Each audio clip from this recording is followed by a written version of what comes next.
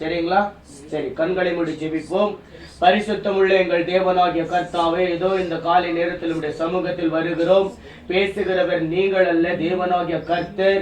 பரிசுத்தமுள்ள தேவ ஆவியானவர் எங்கள் மத்தியில் அசைவாடுகிறபடினால் உமக்கு நன்றி. நீரே ஆண்டவரே மாம்சத்தை மறித்த ஆவியானவர் வெளிப்படுகிறதற்காக நன்றியோடு ஸ்தோத்தரிக்கிறோம். நான் பேசும் பொழுது தேவனாகிய கர்த்தர் அக்கினியாய் பேசுவேன், அக்கினியை கொண்டு உன்னிடத்தில் வருவேன் என்று சொல்லியிருக்கிறேன். அந்த அக்கினி புடமிடும்படிக்காக நாங்கள் ஜெபிக்கிறோம் அப்பா. இதோ தேவனாகிய கர்த்தர், நாங்கள் உமக்கென்று ஊழியம் செய்கிற ஊழியக்காரர்கள், மனிதர்களுக்காக அல்ல. ஆகையால் தேவனாகிய கர்த்தர் நீர் பேசும்படிக்காக ஜெபிக்கிறோம். யாவரையும் தாழ்த்தி ஒப்பு கொடுக்கிறோம் இயேசுவின் நாமத்தினால் கர்த்தாவே.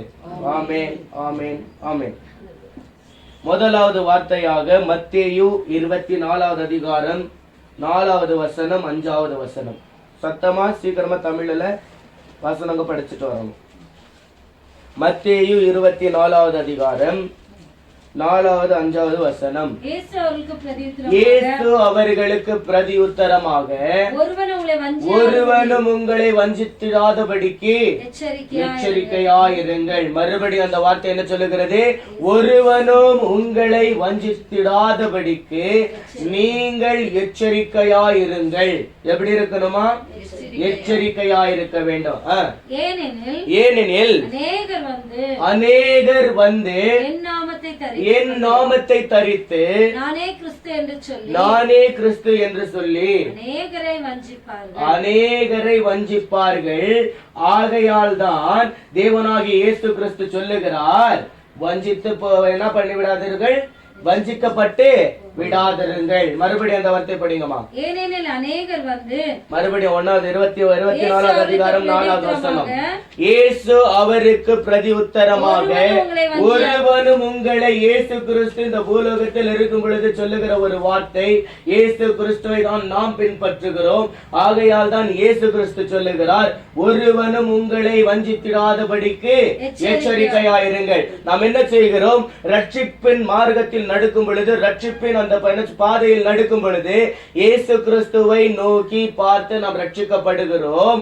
பிற்காலத்து பிறகு, அதாவது இந்த ரட்சிப்பை ஏற்றுக்கொண்ட பிறகு, கிறிஸ்துவானவரை ஏற்றுக்கொண்ட பிறகு நாம் கிறிஸ்துவானவரை கேட்டு நம் காரியத்தை செய்கிறோமா? இல்ல கிறிஸ்துவனுடைய நாமத்தை தரித்து கொண்டு வருகிறவர்களுடைய காரியங்கள் எல்லாவற்றையும் செய்கிறோமா? புரியுதா? அதுதான் வேதவசனம் சொல்லுகிறது. ஒருவரும் உங்களை வஞ்சித்திடாதபடிக்கு நீங்கள் எச்சரிக்கையாயிருங்கள். நாம் ரட்சிக்கப்படும் பொழுது நாம் என்ன செய்கிறோம்? தேவனாகிய கர்த்தருக்கு, நாம் ரட்சிக்கப்படுவதற்கு முன்பதாக தேவனாகிய இயேசு கிறிஸ்துவனுடைய அந்த சத்தத்தை கேட்கிறோம். தேவனாகிய இயேசு கிறிஸ்து பூலோகத்தில் மனிதனாக வெளிப்பட்டதை நாம் கேட்கிறோம். அவர் பட்ட சிலுவையின் பாடுகளை கேட்கிறோம். அதே போல தேவனாகிய கர்த்தர் நமக்காக மரித்து ஜீவனோடு எழும்பினதை நாம் கேட்கிறோம். கிறிஸ்துவானவரை விசுவாசித்து கிறிஸ்துவ அன்புக்குள் நடந்து அப்பொழுது நாம் கிறிஸ்துவை ஏற்றுக்கொள்ளுகிறோம். பிறகு அதாயிற்ற பிறகு என்ன பண்ணுகிறோம்? கிறிஸ்துவனுடைய நாமத்தை தரித்து கொண்டு எவர்கள் வந்தாலும் அவர்களை வீட்டில் கூப்பிட்டு வைத்து என்ன பண்ணுகிறோமா? அவர் சொல்லுகிற வாசவிகளுக்கெல்லாம் கேட்டு இந்த வார்த்தை தேவனால் உண்டானதா என்று சொல்லி நாம் என்ன பண்ணுகிறது கிடையாது. அது சோதித்து அறிகிறது கிடையாது. வந்தவர்களுக்கெல்லாம் நாம் என்ன பண்ணுகிறோம்? நமஸ்கரித்து அவர்களை வீட்டுக்குள் வர வைத்து அவர் என்ன சொல்லுகிறார்? ஓ, இவர் பேசுகிறது தீர்க்க தரிசனமா, அவர் பேசுகிறது தீர்க்க தரிசனமா என்று என்ன பண்ணிடுறோம்? இயேசு கிறிஸ்துடைய வார்த்தை கேட்பதை நாம் தவறிவிட்டு மனிதர்கள் தங்களுடைய வாய்களில் வருகிற சுயமான வார்த்தைகளை கேட்கிறதுனாலதான் நமக்கு என்ன வருகிறது? சாபம் வருது. அதுதான் அந்த வசனம் சொல்லுகிறது, ஒருவனும் உங்களை வஞ்சித்திடாதபடிக்கு நீங்கள் எச்சரிக்கையாய் இருங்கள். ஏனெனில் படிங்கம்மா. அநேகர், it is not one or two, ஒருவன் இருவர் அல்ல, அநேகர். ஏனென்று சொன்னால் இந்த உலகத்தில் அநேக கள்ள தீர்க்கதரிசிகள் எழும்பியிருக்கிறபடியினால், எப்படி? அநேக கள்ள தீர்க்கதரிசிகள், ஃபால்ஸ் டாக்டரின்ஸ். வேத வசனம் நமக்கு திட்டவட்டமா சொல்லுகிறது, அநேகர் என்னுடைய நாமத்தை தரித்து கொண்டு படிங்கம்மா. அது என் நாமத்தை தரித்துக் கொண்டு நானே கிறிஸ்து என்று சொல்லி அநேகரை வஞ்சிப்பார்கள். ஆகையால் தான் வஞ்சிக்கப்படாதீர்கள் என்று தேவனாகிய கர்த்தர் மறுபடியும் சொல்லுகிறார். புரியுதுங்களா? இந்த இடத்தில் தேவனாகிய கர்த்தர் வெளிப்படுத்துகிற ஒரே ஒரு காரியம் என்ன, நாம் ஜெபிக்கிறதில் ஒரு சிறிய குறை. ஏன் என்று சொன்னால், இந்த வேதத்தினுடைய வார்த்தை எவ்வாறு என்னிடத்தில் பேசுகிறது என்று சொல்லி எனக்கு அந்த வியாகியானம் இல்லை. அதாவது என்ன சொல்றதுங்க, அந்த டிசர்னிங் ஸ்பிரிட், பகிர்ந்தறிகிற ஆவி கிடையாது. வருங்கிற எல்லாரையும் கூப்பிட்டு வச்சு எனக்காக ஆண்டவர் என்ன பேசுகிறார், எனக்காக என்ன பேசுகிறார், வரவங்க எல்லாம் என்ன பண்றாங்கன்னு சொன்னா தங்களுடைய சுய வார்த்தைகளை பேசிவிட்டு போகிறதா வேத வசனம் இந்த இடத்துல நம்ம பேசுகிறது. புரியுதுங்களா? அப்ப நாம் என்னத்தை செய்கிறோம், நாம் ரட்சிக்கப்படும் பொழுது தேவனுடைய வார்த்தையை கேட்டோம். ஆனால் இப்பொழுதோ யாருடைய வார்த்தையை கேட்டிருக்கிறோம், மனிதருடைய வார்த்தைகளை கேட்க ஆரம்பிச்சிட்டோம். இதனாலதான் நமக்கு சாபம் உண்டாகுது. இதனால் தான் நமக்கு ஒரு விடுதலை கிடையாது. இதனால் தான் நம்முடைய ஆவிக்குரிய வாழ்க்கையில் ஒரு உற்சாகம் கிடையாது. மாண்டு போகிற ஒரு வாழ்க்கையா மாறிவிட்டுச்சு. அதாவது ஆசீர்வாதமான வாழ்க்கை இப்ப என்னவா மாறுது, சாபமுள்ள ஒரு வாழ்க்கையா என்ன பண்ணிட்டு இருக்கு, மாறிட்டு இருக்கு. அடுத்து பாருங்க, எபேசியர் 5வது அதிகாரம் 6வது வசனம் படிங்கம்மா. சீக்கிரம் எடுத்து படிக்கணும். எபேசியர் 5வது அதிகாரம் 6வது வசனம். இப்படிப்பட்டவர்களின் நிமித்தமாக கீழ்ப்படியாமை பிள்ளைகள் மேல் தேவ கோபாக்கினை வருவதால் ஒருவன் உங்களை வீண் வார்த்தைகளினாலே மோசம் போகாதபடி எச்சரிக்கையாயிருங்கள். ஒருவனும் தன்னுடைய வீண் வார்த்தையினால் உங்களை மோசம் போகாதபடிக்கு நீங்கள் எச்சரிக்கையாயிருங்கள். எபேசியர் 5வது அதிகாரம் 6வது வசனம். மறுபடியும் படிங்கம்மா. இப்படிப்பட்டவர்களின் நிமித்தமாய், எப்படிப்பட்டவர்களின் நிமித்தமாய், கிறிஸ்துவனுடைய நாமத்தை தரித்து கொண்டிருக்கிறவர்கள் கிறிஸ்துவனுடைய வார்த்தைகளை பேசாதபடிக்கு தங்களுடைய நாவுகளுக்கு சொந்தமாய் வருகிற வீண் வார்த்தைகளை பேசுகிறவர்களுக்கு செவி சாய்க்காதபடிக்கு இருக்க வேண்டுமாக வேதவசனம் சொல்லுகிறது. அவர்கள் யார், தேவனாகிய வார்த்தை வந்தும் கீழ்ப்படியாமல் தங்களுடைய சொந்த வார்த்தைகளையே என்ன பண்ணிட்டு இருக்கிறாங்க, பேசிக் கொண்டிருக்கிறார்கள். தேவ கோபாக்கினி அவங்க மேல என்ன ஆகும், தீர்க்கும்படிக்காக வரும். அந்த தேவனுடைய வார்த்தைகளை, அவர் பேசுகிற வார்த்தை எல்லாம் தேவனுடைய வார்த்தையோ என்று சொல்லி நாம் அவர்களை வரவேற்றோம் என்று சொன்னால் அவர்களுடைய சாபத்தில் நமக்கு என்ன உண்டாயிற்று, பங்கு உண்டாயிற்று. தேவனுடைய கோபாக்கினி வருகிற நாளில் தேவனாகிய கர்த்தர் அக்கினியை கொண்டு அவர்களை தீர்ப்பார் என்று சொன்னால் அந்த அக்கினி நியாய தீர்ப்பு யாரையும் வந்து சேரும். அப்ப ஏன் ஆசீர்வாதம் வராத சாபம் வருது, புரியுதா? நமக்கு அடிங்கம்மா. ஒருவன் உங்களை வீண் வார்த்தைகளினாலே மோசம் போகாதபடிக்கு எச்சரிக்கையாயிருங்கள். ஒருவனும் உங்களை வீண் வார்த்தையினாலே மோசம் போகாதபடிக்கு நீங்கள் எச்சரிக்கையாயிருக்க வேண்டும். இந்த வேதத்தை எடுத்தவர்கள் எல்லாம் தேவனுடைய ஆவியினால் ஏவப்பட்டு பேசுகிறவர்கள் அல்ல. ஒளியின் தூதனை போல, எப்படி ஒளியின் தூதனை போல வேத வசனம் சொல்லுகிறது. ஒளியின் தூதனை போல, கர்ஜிக்கிற சிங்கத்தை போல. அவன் ஒளி கிடையாது, அதனால்தான் ஒளியின் தூதனை போல. தேவனாகிய கர்த்தர் கர்ஜிக்கிற சிங்கம், யூதராஜ சிங்கம். ஆனா சத்ருவானவனோ கர்ஜித்து வருகிற சிங்கத்தை போல. மூன்றாவது விஷயம் சொல்லுகிறது, அவன் ஆட்டை போல, ஆனால் உள்ளுக்குள் ஒளிந்திருக்கிறது என்ன, குள்ள நரி, ஓனாய். எச்சரிக்கையா இருக்க வேண்டும். தான் தங்களுடைய சொந்த வார்த்தைகளினால் பேசி நம்முடைய ஆத்துமாவை தேவன் பக்கமாய் இருந்து திருப்பி தங்கள் பக்கமாக வஞ்சித்து விடுகிறார்கள். ஆகையால் தான் நீங்கள் வஞ்சித்திடாதபடிக்கு எச்சரிக்கையாயிருங்கள். ஃபால்ஸ் டாக்டரைன்ஸ் இந்த காலத்துல எத்தனையோ இருக்கு. என்னென்ன இருக்கு false doctrines? Only Friday, Jehovah witness, only holy spirit, அப்புறம் நியூ பிரைட் ஜெருசலேம், தெரியுமா? அதெல்லாம் எவ்வளவோ இருக்கு இந்த காலத்துல. ஆனா நமக்கு எப்ப இந்த தேவனாகிய கர்த்தரை நமக்கு தெரிவிப்பது? ஏன் இந்த ஃபால்ஸ் டாக்டரின்ஸ் நம்ம இடம் கொடுக்கிறோம்? ஒன்னு ஃபால்ஸ் டாக்டரின்ஸ், ரெண்டாவது என்ன, இவர் தீர்க்கதரிசி. யார் தீர்க்கதரிசி? வேதவசனம் சொல்லுகிறது, for many will rise in my name. அதாவது அநேக கள்ள தீர்க்கதரிசிகள் எழும்பி இருக்கிறார்கள். அப்ப தீர்க்கதரிசிகள் என்று சொன்னால் என்ன? தீர்க்கதரிசனம் என்ன? அம்மா உன் வீட்டுல வந்துட்டு இன்னைக்கு போற இடத்துல உனக்கு எதனா ஒண்ணு ஆக போகுது, அவங்க தீர்க்க தரிசனம் சொல்றாங்க? கிடையாது. தீர்க்க தரிசனம் என்று சொன்னால் என்ன? கிறிஸ்துவை பற்றியும் கிறிஸ்துவனுடைய வருகை பற்றியும் கிறிஸ்துவனுடைய அதாவது இந்த தேவனை பற்றி பேசுகிற வெளிப்பாடுதான் தீர்க்க தரிசனம். யாரை பத்தி? கிறிஸ்துவை பற்றி, தேவனாகிய கர்த்தரை பற்றி, திரியேக தேவனை பற்றி, அதாவது ஆழமான அந்த சத்தியத்தை பற்றி பேசுகிற காரியம் எல்லாமே என்ன? தீர்க்க தரிசனம். மனுஷனை பத்தி பேசுகிற காரியம் தீர்க்க தரிசனம் கிடையாது. அப்ப மனுஷனை பத்தி பேசுகிற காரியம் என்ன? வெளிப்பாடு. மகனே இப்படியா இருக்கிறாய், இப்பேற்பட்ட கஷ்டத்துல வாழுகிறாய், இந்த ஒரு காரியம் இருக்கு, இந்த ஒரு என்ன சொல்றதுங்க, தேவனுக்கு உனக்கு இப்பேற்பட்ட ஒரு செப்பரேஷன் இருக்கு, வெளிப்படுத்துகிறது தான் வெளிப்பாடின் ஆவி. அதே போல தேவனுடைய தீர்க்கதரிசி என்றால் என்ன? தேவன் மனிதர்களிடத்தில் தம்முடைய திட்டத்தை வெளிப்படுகிறது. யாருடைய திட்டத்தை? தேவனுடைய திட்டத்தை. அப்ப தேவனுடைய வருகையை பற்றியோ, அது தேவனுடைய எப்படியாக ஆரம்ப காலத்தில் இருந்தாரோ, அல்லது பாவியானவர் எப்படி அசைவாடுகிறாரோ, இந்த காரியங்களை வெளிப்படுத்துகிறது தான் தீர்க்க தரிசனம். தேவனை பற்றி மனிதர்களிடத்தில் பேசுகிறது தான் தீர்க்க தரிசனமே தவிர, மனுஷனுடைய வீட்டுல போயிட்டு அம்மா உனக்கு வந்துட்டு கையில வலி இருக்கு, உன் உடம்புல வலி இருக்கு, அம்மா நான் உனக்கு தீர்க்க தரிசனம் வரைக்கிறேன், ஒரு நாள் என்ன ஆயிடுவேன்? சத்துருவேன். இது தீர்க்க தரிசனமா? ஒரு நாள் நீ சத்துருவன்றது எல்லாருக்கும் உண்டாகிறது தான். கை கால் வலியமா சும்மா அப்படி பிடிச்சு பார்ப்போம். அப்ப என்ன தெரியும்? ஓ ஆமாப்பா இவர் தீர்க்கதரிசி. ஜனங்க வஞ்சித்துடுறது இந்த இடத்துக்கு நம்ம இடம் கொடுக்க கூடாது. வேத வசனம் என்ன பேசுகிறது அதுக்கு தான் இடம் கொடுக்கணும். புரியுதுங்களா? படிங்க அந்த இடத்துல. வீண் வார்த்தைகளினால் நீங்க மோசம் போயிடக்கூடாதான். ஏன் சொன்னா, ரட்சிப்புக்குள்ள நீங்க காக்கப்பட்டு நீங்க முத்துக்களை போல தேவனுடைய சமூகத்தில் அலங்கரிக்கப்பட்டிருக்கிறீங்க. இந்த முத்தை சத்ருவான உள்ள நுழைஞ்சி வீண் வார்த்தையினால் என்ன பண்ணிடக்கூடாது? தள்ளிவிடக் கூடாது. வெளிப்படுத்தல் புத்தகத்துல பாத்தீங்கன்னு சொன்னா, நம்ம வசனம் எடுக்கல 12வது அதிகாரத்துல பாத்தீங்கன்னு சொன்னா, அந்த வலு சர்ப்பமானது தன்னுடைய வாளை வைத்து மூன்றில் 1 பங்கு என்ன பண்ணிடுச்சு? கீழே தள்ளி விட்டுடு. அப்ப யாரு? நட்சத்திரங்கள் யார்? இதோ உன்னுடைய பிள்ளைகளை ஆகாயத்தின் நட்சத்திரங்களை போலவும் பூமியின் மணலை போலவும் ஆக்குவேன். அப்போ இந்த ஆகாயத்தின் நட்சத்திரம் யாரு? கிறிஸ்துவின் நாமத்தை ஏற்றுக்கொள்ளுகிறவர்கள் ஆகாயத்தினுடைய நட்சத்திரம். பூமியினுடைய மணல் யாரு? கிறிஸ்துவை ஏற்றுக்கொள்ளாதவர்கள்.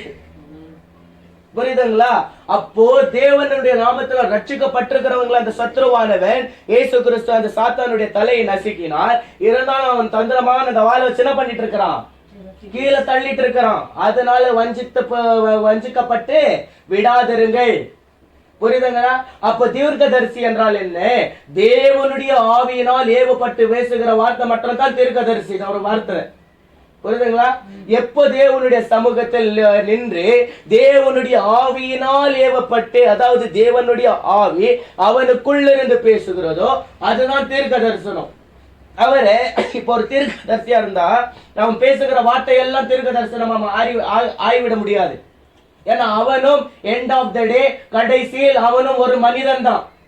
அப்போ அந்த ஊழியக்கார் பேசுகிற வார்த்தை எல்லாம் நிறைவேறுது என்று சொன்னால் 2 ஆப்ஷன் எடுத்துப்போம். நல்ல ஒரு ஊழியக்கார மனுஷன் சொல்லுகிற காரியம் எல்லாம் நடக்கிறது என்று சொன்னால் அவர் தேவனுடைய நாமத்தை துதித்துக் கொண்டிருக்கிறபடியினால் அந்த நாவின் மீது அதிகாரம் உள்ளது. புரிகிறதா? அவங்க பேசுற வார்த்தையில் என்ன இருக்கு? அதிகாரம் இருக்கு. இப்ப நீங்க என்ன சொல்லுவீங்க? அப்பா என் வீட்டுல வந்துட்டு நான் கல்யாணத்தை வச்சிருக்கிறேன், என் கல்யாண தேவைய வந்துட்டு தேவன் தான் சந்திக்கணும், என்கிட்ட என்ன இல்ல பாட்டு டப்பு லேது, பணம் என்கிட்ட இல்ல. அப்ப அவர் என்ன சொல்றாரு? தலைமையில கைய வச்சு கர்த்தாவே ஸ்தோத்தரிக்கிறோம் இயேசுவின் நாமத்தினாலே போயிட்டு வாமா ஆண்டவர் நடத்துவாரு. அப்ப அந்த மனுஷன் தேவனுக்கு உண்மையா தாழ்த்தப்பட்டிருக்கிறபடினாலே அவர் ஜெபிக்கும் பொழுது அந்த என்ன ஆகுது? அந்த ஆசீர்வாதமான நாவு உங்க மேல வைக்கும் போது தேவன் அதை கனப்படுத்துகிறார். வேத வசனம் சொல்லுகிறது, தேவன் தம்முடைய ஊழியக்காரனுடைய நாவிலிருந்து புறப்படுகிற வார்த்தைகளை கனப்படுத்துகிறவராய் இருக்கிறார். அப்படி சொல்லிட்ட உடனே என்னாச்சு? தேவனாகிய கர்த்தரை கனப்படுத்தின உடனே அவர் என்ன ஆயிட முடியாது? தீர்க்கதரிசி ஆயிட முடியாது. தீர்க்கதரிசி என்றால் என்ன? தேவனை பற்றியும் தேவனுடைய வருகை பற்றியும் தேவனுடைய சித்தத்தை பற்றியும் இல்ல ரகசியங்களை வெளிப்படுத்தி தேவனை பற்றிய மற்றும் பேசுகிற காரியம் மற்றும் தான் தீர்க்க தரிசனம். அப்ப என்னை பற்றிய என்னுடைய குடும்பத்தை பற்றியோ பேசுகிறது என்ன? வெளிப்பாடு. அப்பொழுது கூட அந்த இடத்தில் சொல்லப்படுகிறது வீண் வார்த்தைகளை கொண்டு வரக்கூடாது. தீர்க்க தரிசனம் கூட வந்துட்டு என்ன? தேவனுடைய வார்த்தை வேதத்திலிருந்து வரணும். அதே போல எனக்கு வெளிப்பாடு வந்தால் என்ன வரணும்? வேதத்துல இருந்து தான் வரணும். வேத வசனம் என்னோடு கூட பேசணும், தவிர வீண் வார்த்தைகள் அல்ல. புரியுதுங்களா? நான் பார்க்க அழகா இருக்கிறேனா, நான் ஹைட்டா இருக்கிறேனா, நான் வெயிட்டா இருக்கிறேனா, சுகமா இருக்கிறேனா, நலமா இருக்கிறேனா, வீட்டுல கார் இருக்கா, 2 வீலர் இருக்கா, என்கிட்ட நகை இருக்கா, வீண் வார்த்தை வரக்கூடாது. இருந்தாலும் ஆனா என்ன வரணும்? நீங்க ஆவியில பலப்பட்டு இருக்கிறீங்களா? ஆவியின் அபிஷேகம் உள்ளதா? தேவன் உங்களோடு கூட பேசுகிறாரா? வேதத்தின் ரகசியம் உங்களுக்கு தெரியுமா? அப்போ வீண் வார்த்தை எது, அப்புறம் வந்துட்டு தேவனுடைய வார்த்தை எதுன்னு உங்களுக்கு அனலைசிங் ஸ்பிரிட் இருக்கணும், டிசர்னிங் ஸ்பிரிட். எது தேவனுடைய வார்த்தைன்றது என்ன பண்ணணும்? கவனமா நம்ம அதை யோசிச்சு பார்க்கணும். தேவனுடைய வார்த்தையை கொண்டு வருவாங்க, கிறிஸ்துவனுடைய நாமத்தை தரித்து தான் வருவாங்க. புரியுதா? அப்ப அவங்களை கூப்பிட்டேன்னு சொன்னா அவங்களுக்குள்ள இருக்கிற அத்தனை தரத்துல யார வந்து சேரும்? நம்ம வந்து சேரும். அதுக்கும் வசனம் இருக்கு, சரியா? அப்போ எந்த அவங்க வீண் வார்த்தைகளுக்கு என்ன பண்ணிடக்கூடாது? இடம் கொடுக்க கூடாது, சரிங்களா? அடுத்து எடுங்க 2வது கொரிந்தியர், the second book of Corinthians 11வது அதிகாரம் 14-15 வசனம். 2 கொரிந்தியர் 11வது அதிகாரம் 14-15 வசனம். அது ஆச்சரியம் அல்ல, அது ஆச்சரியம் அல்ல. எது?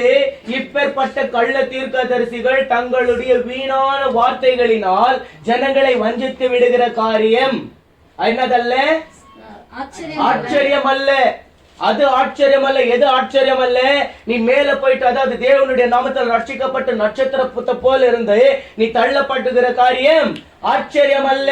ஏன்? நீ என்ன பண்ணிடுற? உன்னுடைய மாம்சத்தினால, பலவீனத்தினால இடம் கொடுத்து சாத்தானுடைய வீணான வார்த்தைகளுக்கு நீ என்ன பண்ணிடுற? செவி சாச்சிடுற. சாத்தானும்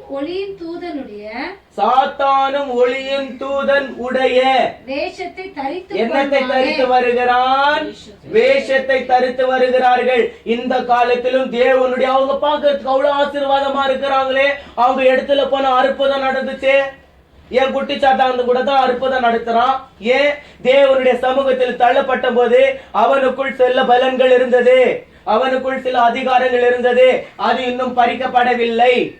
ஆகையால் தான் சத்துருவை தரித்து கொண்டு வருகிறவர், கிறிஸ்துவை போல தரித்து கொண்டு வருகிறவர்கள் இடத்துல என்ன ஆகுது? பூச்சாண்டி செய்யறாங்க. ஐயோ, அந்த இடத்துல போன பேய் ஓடிடுச்சு, அங்க போன எனக்கு விடுதலை ஆயிடுச்சு, அங்க போன தண்ணி திராட்சை ரசமா மாறிடுச்சு, அங்க போன சீடி கொடுத்தாங்க, சீடில இருந்து வல்லமை வந்துச்சு. எங்க இருந்து வர வல்லமை? அது பாதாளத்துல இருந்து வருகிற பிசாசினுடைய வல்லமை. புரியுதுங்களா? அப்ப அந்த இடத்துல என்ன சொல்லுகிறது பாருங்க. ஆகையால் அவனுடைய ஊழியக்காரரும் நீதி ஊழியக்காரருடைய வேஷத்தை, எந்த வேஷத்தைமா? பார்க்கிறதுக்கு நீதி உள்ளவர்களை போல தானே இருக்கிறாங்க. புரியுதுங்களா? அவங்க நீதி உள்ளவர்களை போலதான் இருப்பாங்க, ஆனா அவர்களுக்குள் என்ன கிடையாது? நீதி கிடையாது.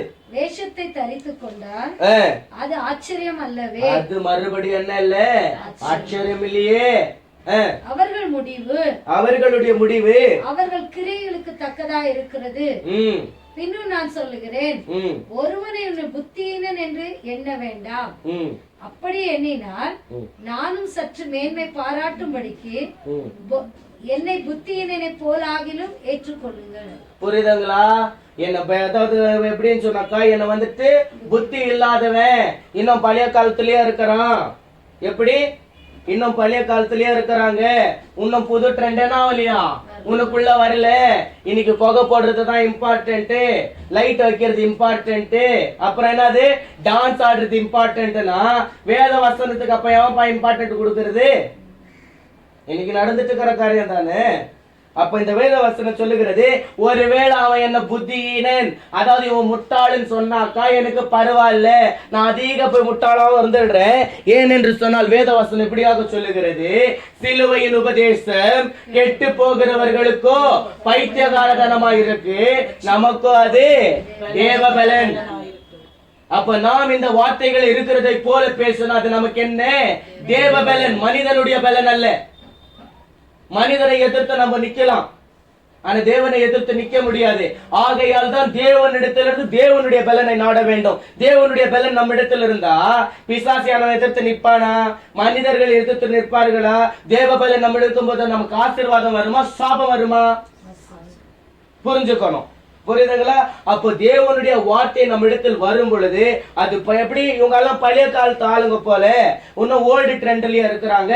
வேத வசனம் மாறிச்சா?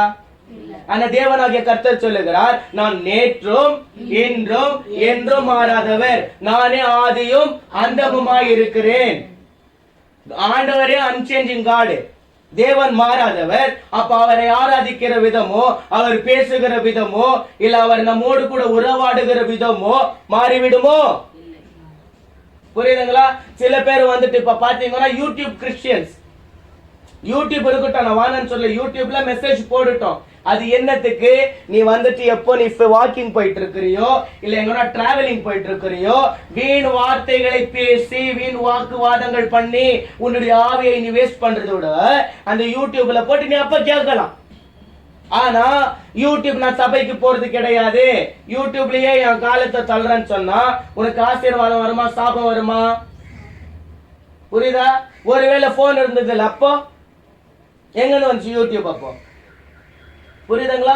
அப்ப யூடியூப்ல போடுற வசனத்துக்கெல்லாம் நீங்க ஃபால்ட் சொல்றீங்களா? கண்டிப்பா கிடையாது. அது நானும் போடுறேன் இன்னைக்கு யூடியூப்ல. ஆனா என்ன, அது நம்ம ஃப்ரீ டைம்ல கேட்கறதுக்கு. இன்னைக்கு நான் வீட்டுல வேலை செய்துட்டு இருக்கேன்னு வச்சுக்கோங்க. இப்ப லேடிஸ் தான் வீட்டுல வேலை செய்யறது அதிகமா.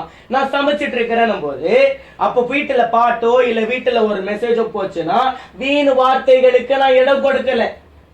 தேவனுடைய பிரசனை என் வீட்டுக்குள்ள நிரம்பும்படிக்காக. ஆனா நான் சபைக்கு போக மாட்டேன், யூடியூப்லயே என் காலத்தை ஓட்டுறானாக்கா ஆண்டவர் எப்படி இப்ப உங்களை தொடர்பு கொள்வாரு? யூடியூப்லயா? உங்களுக்கு என்ன யூடியூப் கான்டாக்ட் இருக்கா? இல்ல சிரிக்கிறதுக்கு இல்ல, பிராங்கா கேட்கிறேன் நானு. அப்போ ஏன் வேவசனம் பிடிய சொல்லுது, சபை கூடுதலை விட்டு விடாதிருங்கள். சரி, நீங்க சொல்லலாம் கொரோனா முடிஞ்சு இன்னைக்கு சபை ஆரம்பிச்சுச்சுல்ல. கொரோனா முடிஞ்ச லாக்டவுன்ல வரும்போது தான் ஜாஸ்தி பேருக்கு சபையினுடைய இம்பார்ட்டன்ஸ் தெரிஞ்சது. ஆமாவா இல்லையா? ஏன்னா போய் தேவனுடைய வார்த்தைக்கு பஞ்சம் உண்டாகும் வேதவசனம் சொல்லிட்டு இப்பேற்பட்ட ஒரு வார்த்தை. இனி ஒரு பஞ்சம் உண்டாகும் கடைசி காலத்துல. என்னத்திற்கு? தேவனுடைய வார்த்தைக்கு. தேவனுடைய பகிரங்க நாள் வருவதற்கு முன்பதாக ஆதி அப்போஸ்தலர் காலகட்டத்தில் நடந்தது போல நடக்கும். ஆதி அப்போஸ்தலர் காலகட்டம் என்ன? வீடுகள் தோறும் தேவனுடைய நாமத்தினால் தேவனை பணிந்து கொள்ளுகிற காரியம். உண்மையான வேத வசனம் உனக்கு தெரியல, வருங்களெல்லாம் புது புது டாக்டரை கொண்டு வருங்களா, ஐயா வணக்கம் சொல்லிட்டு என்ன பண்ணிடுறோம், அவங்க சொல்லுகிற டாக்டரை கொண்டு வந்து உள்ள வச்சிடுறோம். அப்ப உண்மையான வார்த்தை நம்ம கிட்ட இல்லாத போது எந்த வார்த்தையை கொண்டு பிள்ளைகளுக்கு நம்மளுடைய சத்தியத்தை சொல்ல போறீங்க? எங்களால ஆக்சுவலா பார்க்க சொன்னாக்கா எங்க பெற்றவங்க தான் எங்களுக்கு வந்து, மகனே இது உண்மையான வார்த்தை, இது உண்மையான வார்த்தைன்னு. ஏன்னா ஆழமான சத்தியத்துல வேறொன்று இருந்தாங்க. ஆனா இன்னைக்கு கபமான வார்த்தைகளும் வேற வேற விதமான என்ன ப்ராஃபசிஸ், வேற வேறமான டாக்டரைன்ஸுக்கு வரும்போது அனலைசிங் ஸ்பிரிட் இல்லைன்னா நம்ம பிள்ளைங்களுக்கு நாம சொல்லி கொடுக்கலன்னா வேற யார் சொல்லி கொடுப்பாங்க? சொல்லுங்க. அப்போ இந்த வேத வசனம் நமக்கு என்ன சொல்லுகிறது?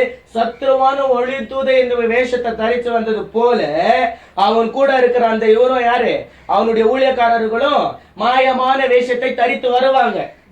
அப்ப அந்த எடுத்துக்கால நம்ம என்ன பண்ண கூடாது? செவிய கொடுக்க கூடாது. அப்ப அவங்கள என்னப்பா பண்ணணும்? இப்போ ஒருத்தன் தேவையில்லாத உங்க வீட்டுக்கு வந்தானா என்னப்பா பண்ணுவ? என்ன பண்ணுவ? எடுத்து எதனா என்ன பண்ணுவ? சாத்துன்னு சாத்துவேன். அந்த சாத்த ஜெபத்துல வச்சு என்ன பண்ணணும்? விரட்டணும். வேதத்தினுடைய வசனத்தை வச்சு விரட்டணும். அப்ப சத்தியத்தின் ஆவி நமக்குள்ள என்ன பண்ணணும்? அசைவாடணும். அவர் நம்மோடு கூட பேசணும். ஒருவன் என்னுடைய சத்தத்தை கேட்டால் ரட்சிக்கப்படும்படிக்காக என்னுடைய சத்தத்தை கேட்டான். ஆனால் இப்பொழுதோ மனிதன் பேசுகிற ஆசீர்வாதமான வார்த்தை. ஞானஸ்தானம் எடுக்கும் போது எப்படி, இதோ கிறிஸ்துவோடு கூட நானும் அறைய பண்ணப்படுகிறேன், இனி நான் உலகத்துக்கு என்று வாழாமல் கிறிஸ்துக்கு என்று வாழுகிறேன், பரலோகத்துக்காக வாழறேன், அப்படி இப்படி ஞானஸ்தான தொட்டில இறங்கிட்டு மேலே ஏறணும்னு என்ன அங்கிமா? வெள்ள அங்கி. பரலோகமே என் சொந்தமே அப்படி ஒரு பாட்டை போட்டுட்டு, இல்லைன்னா என்ன இன்னும் ஒரு 2-3 பாட்டுங்க பாடுவாங்க. என்னமா? யோர்தான் நதி, அப்புறம் மகிழ்வோம் மகிழ்வோம், அப்புறம் இன்னும் நல்ல ஒரு ஹாப்பியா இருக்கக்கூடிய பரத்தினுடைய பாட்டுங்களை பாடுறது. அதோட கடைசியில சாகும் போதுதான் பரலோகமே என் சொந்த. அப்ப அவ்வளவு நாள் என்ன இல்ல, சாகு பாட்டா மாத்திட்டு இருக்கிறாங்க. அப்ப பரலோக தரிசனம் கிடையாது. ரட்சிக்கப்படும் போது மட்டும்தான் அந்த பரலோகம் தேவை.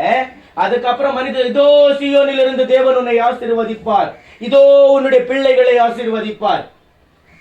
ஆமாவா? இதோ உன்னுடைய வீட்டுக்கு காரை வரவ பண்ணுவார். இதுக்கு தானே ஜனம் மயங்கிட்டு இருக்கு. ஆனா நிரந்தரமா இருக்கிற தேவனுடைய வார்த்தைகளுக்கு கேட்டு பரத்துக்கு போங்கன்னு சொல்ற வார்த்தையை இன்னைக்கு ஜனங்க கேட்கறாங்களா? கேட்கறது கிடையாது. இன்னைக்கு சபைகளும் அப்படியே மாறி போயிடுச்சு. ஆமா தானே? ஐயோ வர ஜனங்க வந்து ஆத்துமாங்க வராது போயிடுவாங்களோ. நீ ஆத்துமாக்காக வேலை செய்யறியா, ஆண்டவருக்காக வேலை செய்யறியா? புரியுதுங்களா? அப்ப ராங் டாக்டரின்ஸ்க்கு என்ன பண்ணக்கூடாது? இடம் கொடுக்க கூடாது. அடுத்து நமக்கு ஆசீர்வாதம் வேணும்னாக்கா தேவனுடைய சபைகளில் நான் கால் ஊன்றி நிற்க வேண்டும். தேவனுடைய ஆவியானவர் பேசும்போது அதை ஏற்றுக்கொள்ளணும். இல்ல நான் சபைக்கு போக மாட்டேன், தப்பு. சபைக்கு என்ன அனுப்பல, சபைக்கு எனக்கு போறதுக்கான ஆப்பர்ச்சுனிட்டி இப்பத்துக்கு இல்ல அப்படின்னா தேவனாகிய கர்த்தர் உன்னை ஆசீர்வதிப்பதற்கு இப்போ ஆப்பர்ச்சுனிட்டி இல்லை. புரியுதுங்களா?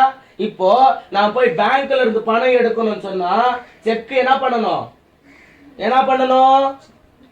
எங்க எடுத்துட்டு போய் போடணும்? ஐயோ இப்பத்துக்கு என்னால போட முடியாது, நான் செக் என்ன ஆயிடும்?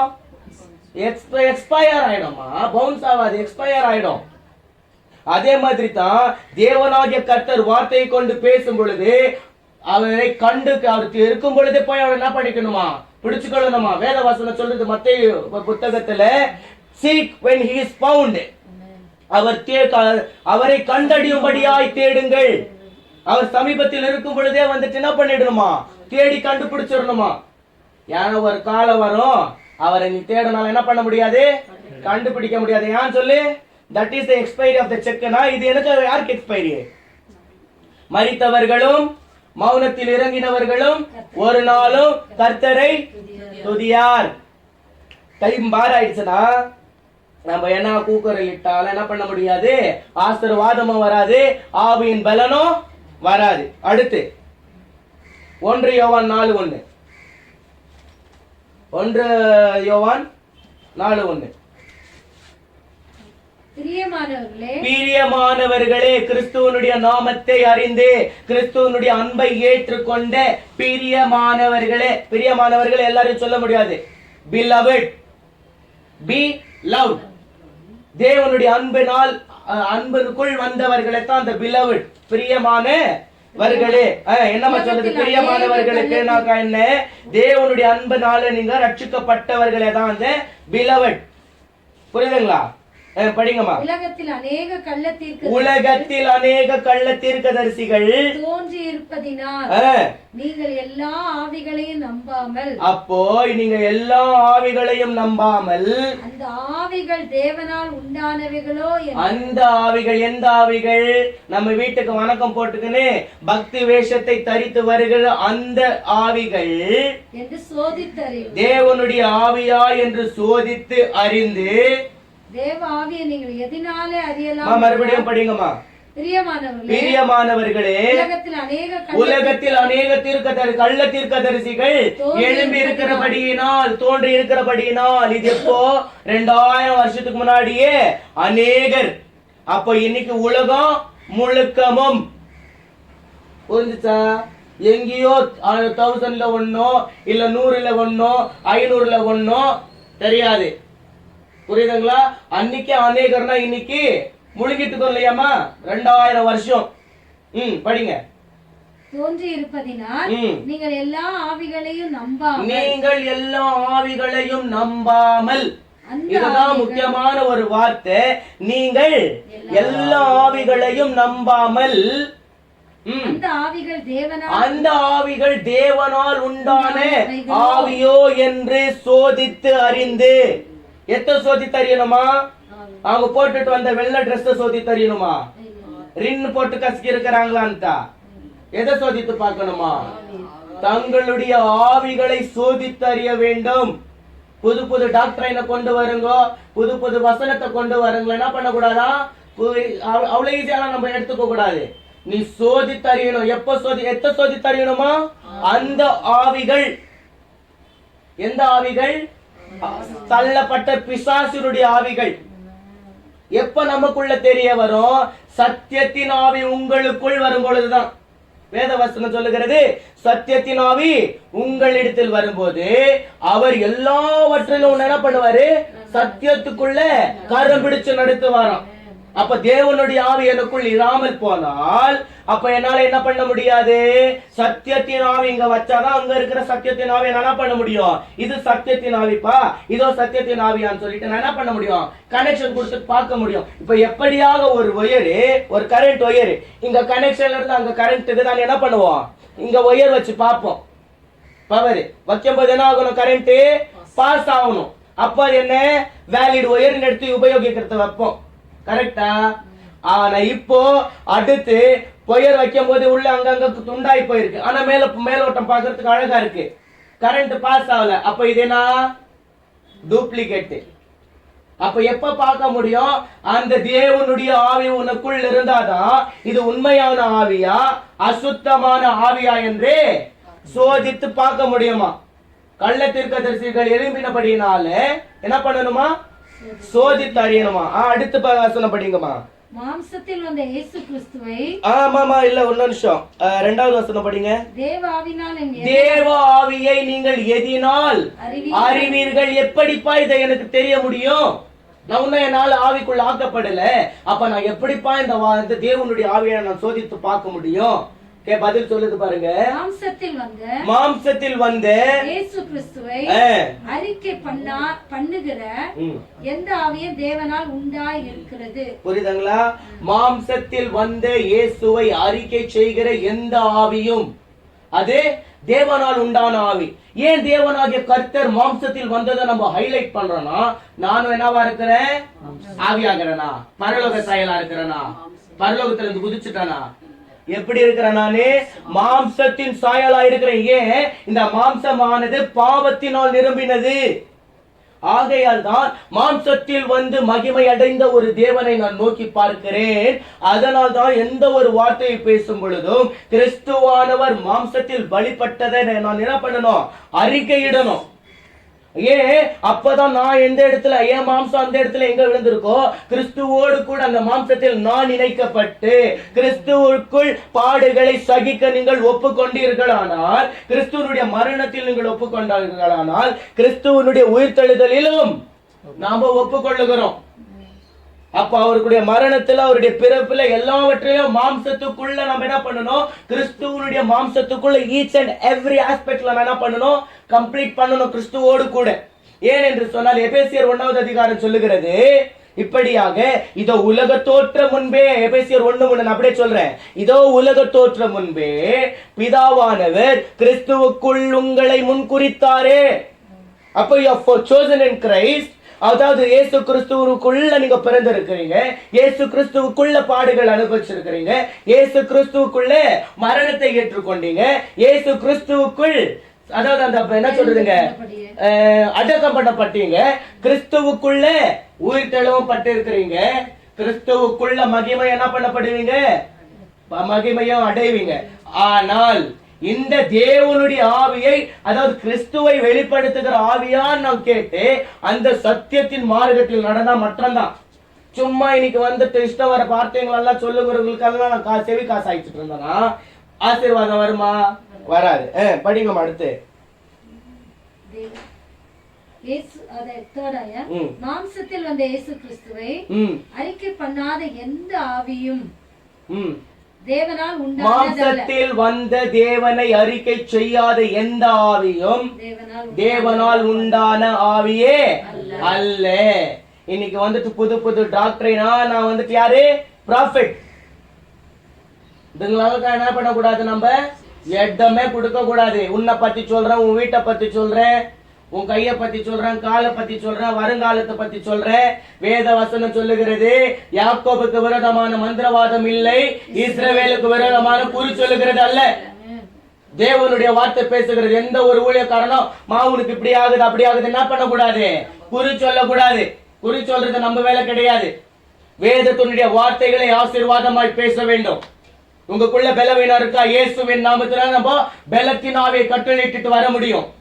ஆசீர்வாதம் இல்லையா? ஆசீர்வாதத்தை இயேசுவின் நாமத்தினால் பேசிட்டு வர முடியும். விடுதலையா? இயேசுவின் நாமத்தினால் விடுதலையை சொல்ல முடியுமே தவிர எனக்குள்ள இப்படி இருக்கா, கல்யாணம் ஆகுமா ஆவாதா குறி கேட்கிற வேலை நமக்கு கிடையாது. ஒருவேளை யாராவது குறி சொல்றவங்களா இருந்தா அவங்க யார் கிடையாது? தேவனுடைய பிள்ளைகளே கிடையாது. ஏன்னா வேதவசனம் திட்டவட்டமா சொல்லுகிறது, யாக்கோபுக்கு விரோதமான மந்திரவாதமும் இல்ல, இஸ்ரவேலுக்கு விரோதமான குறி சொல்லுதல் அல்ல. என்னத்த பார்த்து சொல்லுங்க, பார்த்து சொல்றதுக்கு நம்மளுக்கு வேலை கிடையாது.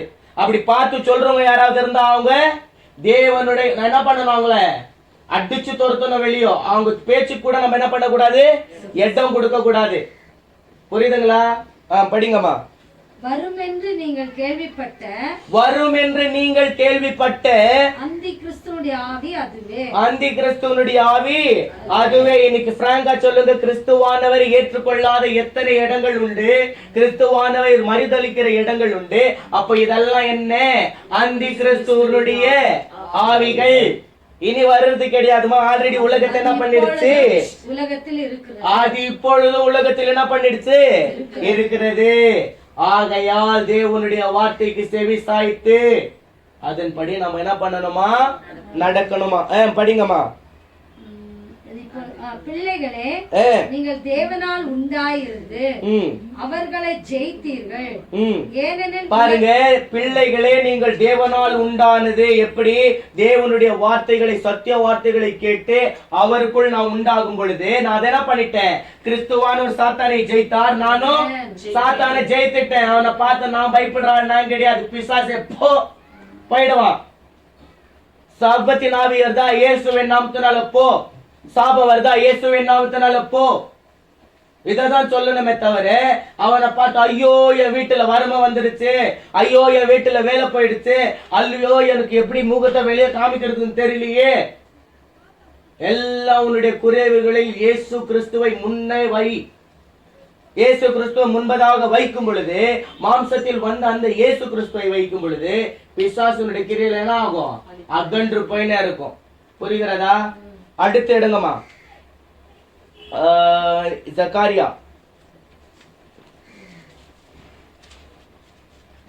புத்தகம் எடுத்துக்கோங்க. ஒரு நிமிஷம் வர.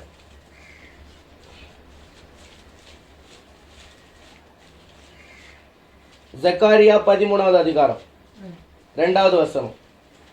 அப்ப தேவனுடைய ஆவியை நம்ம என்ன பண்ணணும், சோதித்து பார்க்கணும். இது தேவனுடைய ஆவியா இல்ல மனுஷனுடைய ஆவியா, சுயமான ஆவியா, பிசாசுனுடைய ஆவியா? என்ன பண்ணணுமா, ஆவியை சோதிக்கணுமா. அப்ப ஆவியை சோதிக்கணும், நமக்குள்ள என்ன இருக்கணும், சத்தியத்தின் ஆவி இருக்கணும். புரியுதா? அப்ப நீங்க அப்படி சோதித்து அறியும் பொழுது அப்ப என்ன ஆகுதுன்றது ஜக்காரியா தீர்க்க தரிசன புத்தகத்தில் சொல்லப்படுகிறது. ஜக்காரியா தீர்க்க தரிசன புத்தகம் 13வது அதிகாரம் 2வது வசனம். எந்நாளிலே நீங்கள் அந்த தேவனுடைய ஆவிக்கு இடம் கொடுத்து, அப்பா நான் இவ்வளவு நாள் தவறு பண்ணிட்டேன், வந்தவங்க எல்லாம் தீர்க்க தரிசனம் கூப்பிட்டு என்ன பண்ணிட்டேன், உட்கார வச்சுட்டேன். நீங்க அந்த நாளில் சோதித்து அறியும் பொழுது விக்கிரகங்களின் பேரும் தேசத்தில் இராதபடிக்கு அழிப்பேன். புரியுதுங்களா? மறுபடியும் படிங்க சத்தமா. அந்நாளிலே நான் விக்கிரகங்களின் பேரும் தேசத்தில் இராதபடிக்கு அழிப்பேன். எந்நாளில் நீங்க தேவனுடைய நாமத்தை சோதித்து அறியும் பொழுது, உங்ககிட்ட வந்தான் பாத்தீங்களா வேஷம் போட்டுட்டு, அவங்க வச்சிட்டு இருக்கிற அந்த குட்டி சாத்தம் என்ன விக்கிரகத்துல என்ன பண்றாரா, அடிச்சு இராத பண்ணிடுவாரு. பிசாசுனுடைய ஆவி என்ன பண்ணாத அன்னைக்கு. ஏன் அப்ப அவ்வளவு நாள் அவன் வாழ்ந்துட்டு இருந்தான்? ஒருத்தர் என்ன பண்ணிட்டு இருக்கிறாங்க, ஒரு ஆடு என்னுடைய பேச்சை கேட்டுன்னு தான் அவன் வந்துட்டு இருக்கிறான். ஆனா என்னைக்கு நீ தேவனுடைய வார்த்தையினால் பலப்படுகிறாயோ, எப்பொழுது நீ தேவனுக்குள் காலூன்றி நிற்கிறாயோ, எப்பொழுது இந்த ஆவி தேவனுடைய ஆவியா என்று சோதி தருகிறாயோ, அப்போ டூப்ளிகேட் ஆவி என்ன ஆயிடுது அந்த இடத்துல, அவனுடைய விக்கிரகமும் சரி அவனும் சரி என்ன ஆயிடுறாங்க, தேசத்தில் இராதபடி என் தேவனாகிய கர்த்தர் வைராகியம் கொண்டு அழிச்சு போட்டுறாரு. படிங்க. அவைகள் இனி நினைக்கப்படுவதில்லை. அவைகள் இனி உன்னுடைய சமூகத்திலே வராது. நீ என்ன பண்ண மாட்ட, அவைகளை நினைக்கப்படுகிறதும் கிடையாது. தரிசனம் சொல்லுகிறவர்களையும் அசுத்த ஆவியையும் தேசத்திலிருந்து போய்விடவும் பண்ணுவேன் என்று சேனைகளின் கர்த்தர் சொல்லுகிறார். மறுபடியும் படிங்கம்மா, நீங்க படிங்கம்மா. அந்நாளிலே நான் விக்கிரகங்களின் பேரும் தேசத்தில் இராதபடிக்கு அளிப்பேன். அவைகள் இனி நினைக்கப்படும். அவைகள் இனி என்ன பண்றதுல, அவர்களால் உண்டான தீங்கான காரியங்களும் அப்ப என்ன ஆகாது, நினைக்கப்படாது. தரிசனம் சொல்லுகிறவர்களையும் அசுத்த ஆவியையும் தேசத்துக்கு போய்விடவும். தேசத்திலிருந்து எங்க போகணும், பாதாளத்துக்கு. சேனையின் கர்த்தர் சொல்லுகிறார்.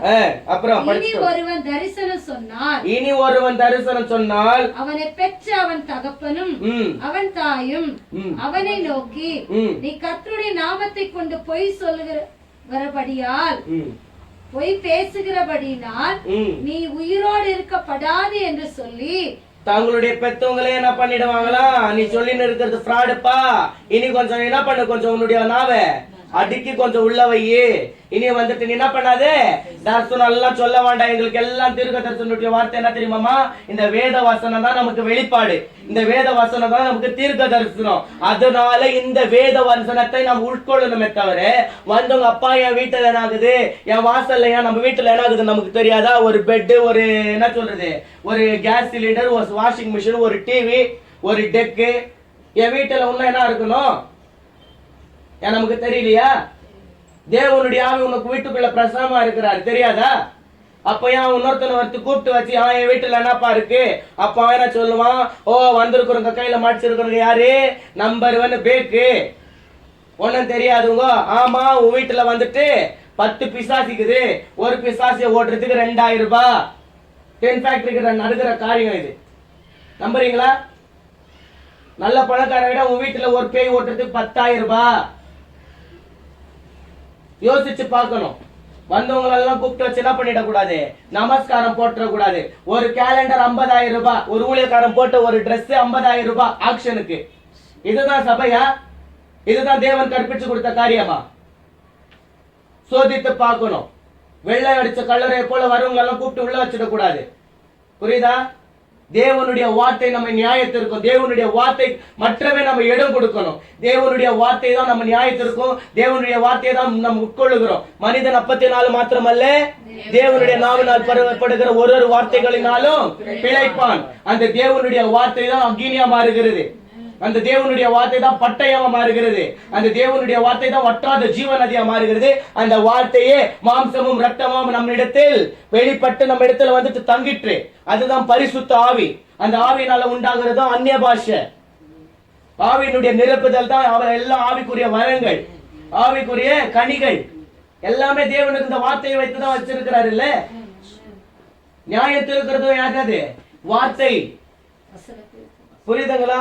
அப்ப இந்த வார்த்தைக்கு இம்பார்ட்டன்ஸ் கொடுக்கும் போது எல்லாவற்று காரியம் நமக்குள்ள வரும்.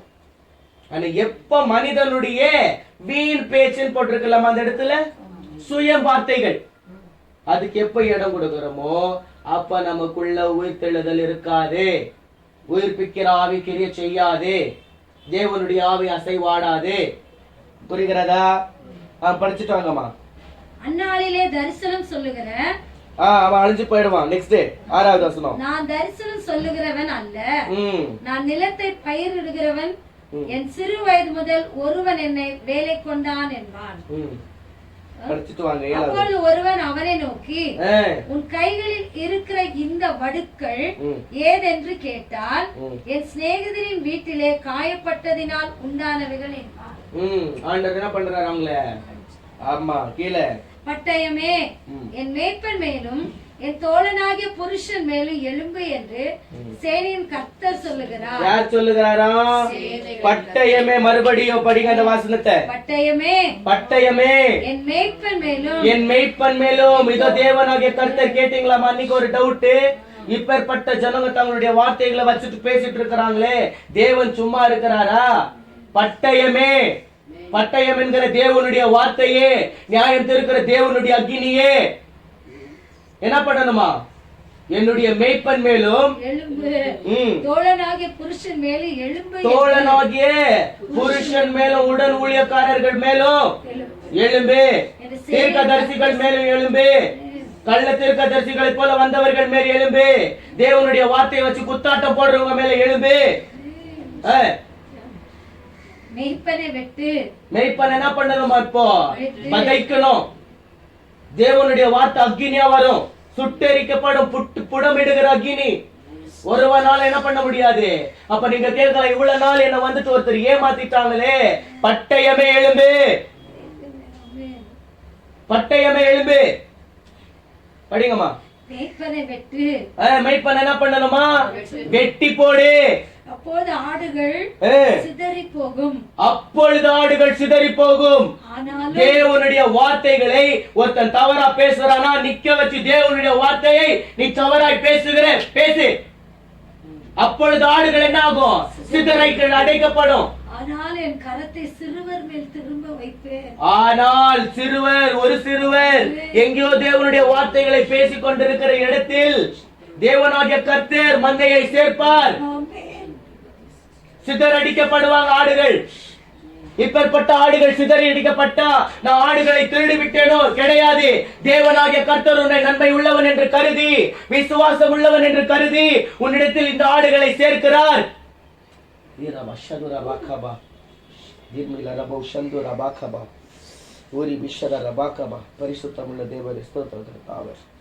தேவனாகிய கர்த்தர் ஆடுகளை உன் அண்டையில் சேர்க்கிறார். ஏன்? தேவனாகிய வார்த்தைகளில் இருக்கிறதபடியே பேசணும். இதனால் தேவனுடைய கோபாக்கினி வருமா? கிடையாது. சேர்க்கிறவர் தேவனே.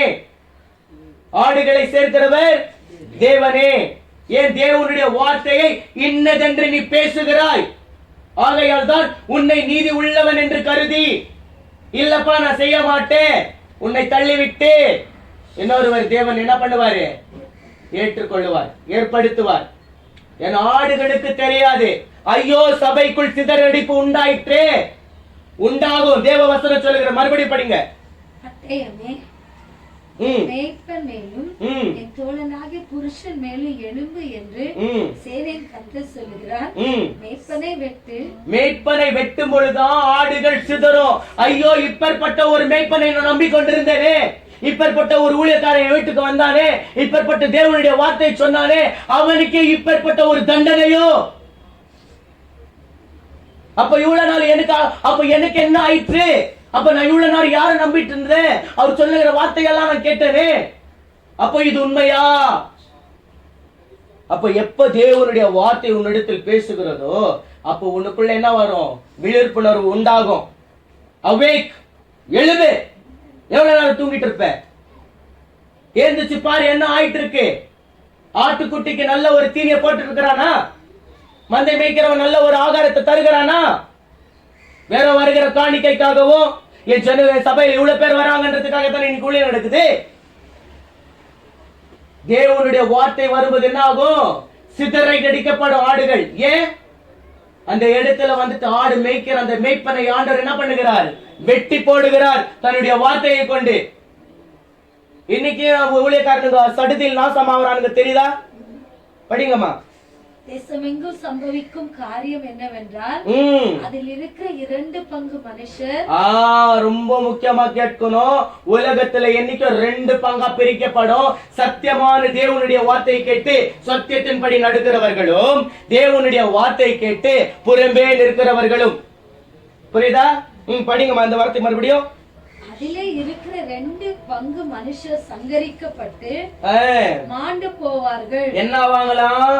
தேவனுடைய வார்த்தை எப்பொழுது இப்பேற்பட்ட ஒரு ஊழியக்காரன் மீது எழும்புகிறதோ பட்டயம், அந்த ஊழியக்காரனுக்கு சப்போர்ட் பண்றவங்க என்ன ஆவாங்க? அந்த இடத்துல சங்கரிக்கப்படுவார்கள், மாண்டு போவார்கள்.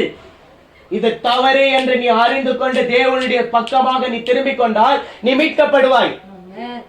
இல்ல அவங்க சொல்லுகிற காரியம் தான் எனக்கு இம்பார்ட்டன்ட், அவங்க சொல்லுகிற வசனம் தான் எனக்கு இம்பார்ட்டன்ட், அவங்க போடுற டான்ஸ் தான் இம்பார்ட்டன்ட்னா நீ அவங்களோட கூட என்ன ஆயிடுவ?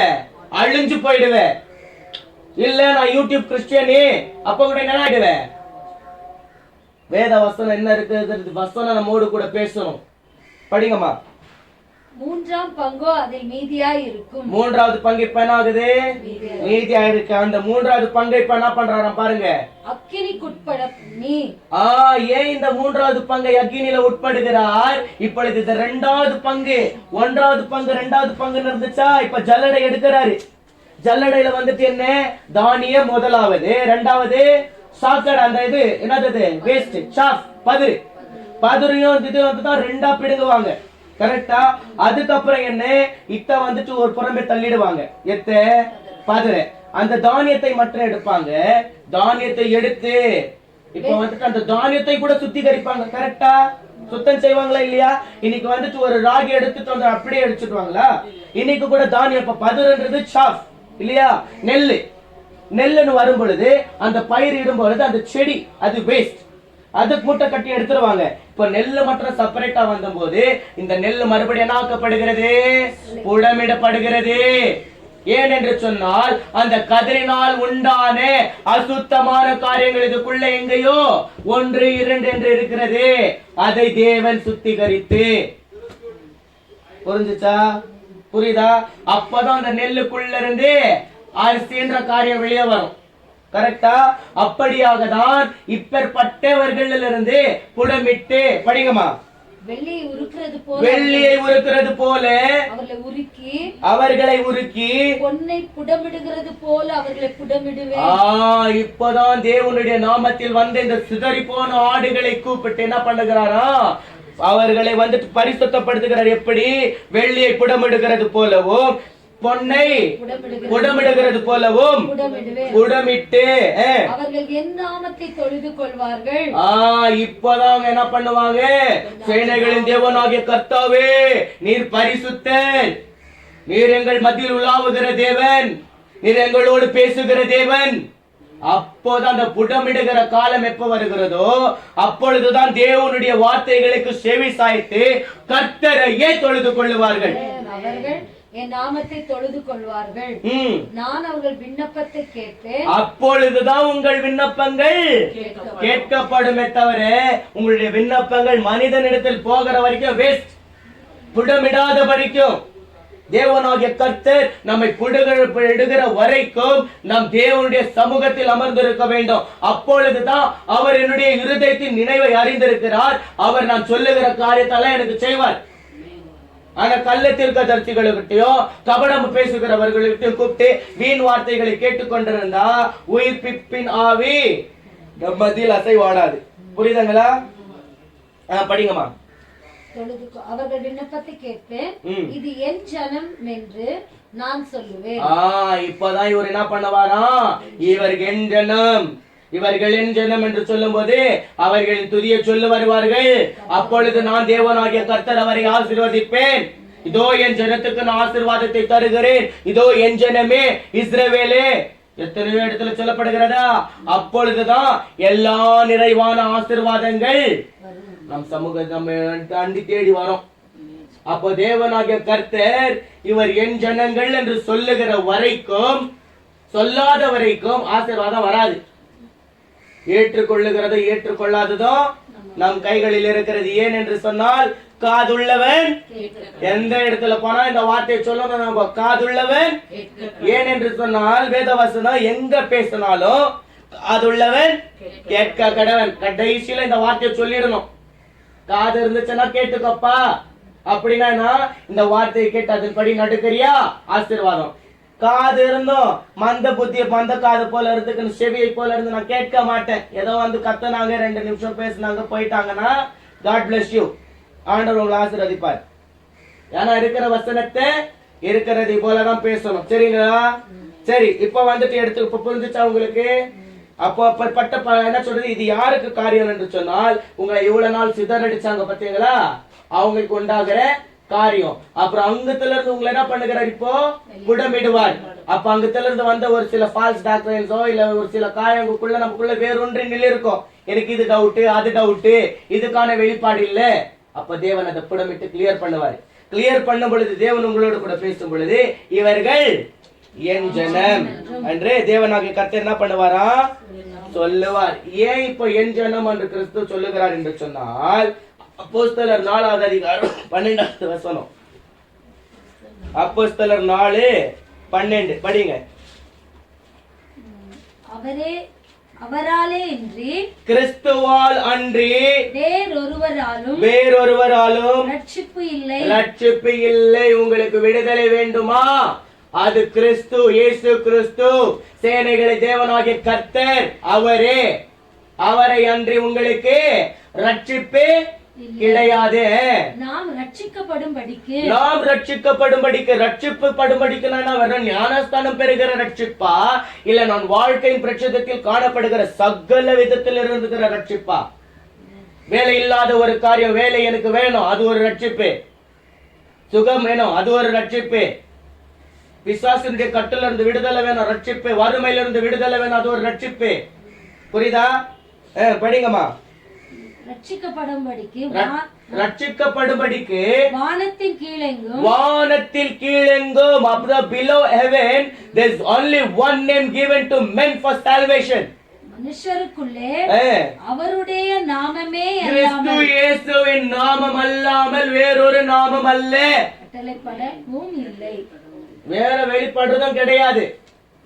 அப்போ இயேசு கிறிஸ்துவனுடைய நாமம் அல்லாமல் வேறொரு நாமம் அல்ல. அப்ப நான் ரட்சிக்கப்பட வேண்டும், எனக்கு விடுதலை வேண்டும், எனக்கு வேலை வாய்ப்பு வேண்டும், எனக்கு வந்துட்டு சமாதானம் வேண்டும், எனக்கு சுகம் வேண்டும், எனக்கு ஐஸ்வர்யம் வேண்டும். உங்களுக்கு என்ன வேண்டும் என்றாலும் சரி, இயேசு கிறிஸ்துவனுடைய நாமத்தை நோக்கி கூப்பிடாத வரைக்கும் விடுதலை கிடையாது, பதில் கிடையாது. புரியுதுங்களா? கடைசியா ரோமர் 10:17.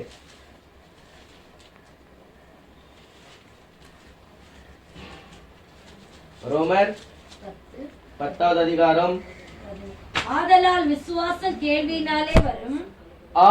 இப்ப வந்துட்டு உங்களுக்கு என்ன இருக்கணும், ஜாஸ்தி டவுட்டுங்க வந்திருக்கும். அதுதான் கேள்விகள். கேள்வி தேவனுடைய வசனத்தினாலே வரும். கேள்வி தேவனுடைய வசனத்தினாலே வரும். இப்படி இருக்க அவர்கள் கேள்விப்படவில்லையா என்று கேட்கிறேன். கேள்விப்பட்டார்கள், அவளின் சத்தம் பூமி எங்கும், அவளின் வசனங்கள் பூச்சக்கரத்து கடைசி வரைக்கும் செல்லுகிறது. புரியுதுங்களா? So faith comes from hearing and hearing through the word of Christ. தமிழ்ல படிங்கம்மா. 10:17. ஆதலால் விசுவாசம் கேள்வியினாலே வரும். விசுவாசம் கேள்வியினால் வரும். கேள்வினா என்ன தெரியுமா? கேட்கிற காரியம். இது கேள்வி. கேட்டீர்களா? ஹியரிங். அச்சா, கேள்வினால் வரும். கேள்வி தேவனுடைய வசனத்தினாலே வரும். இந்த கேட்கிற ஒரு காரியம், இந்த கேட்கறதுக்கான இந்த காது உங்களுக்கு வேணும்னா அது எதனால வரும்? தேவனுடைய வசனத்தினால தான் வரும். இங்கிலீஷ்ல எப்படியே சொல்லப்படுகிறது, so faith comes from hearing and hearing through the word of Christ. அப்ப நமக்கு எந்த ஒரு விடுதலைக்கும் வேணும் என்று சொன்னால் எல்லாத்துக்கும் ஆன்சர் எதுலமா இருக்கு? இந்த வேத வசனத்தில் இருக்கு.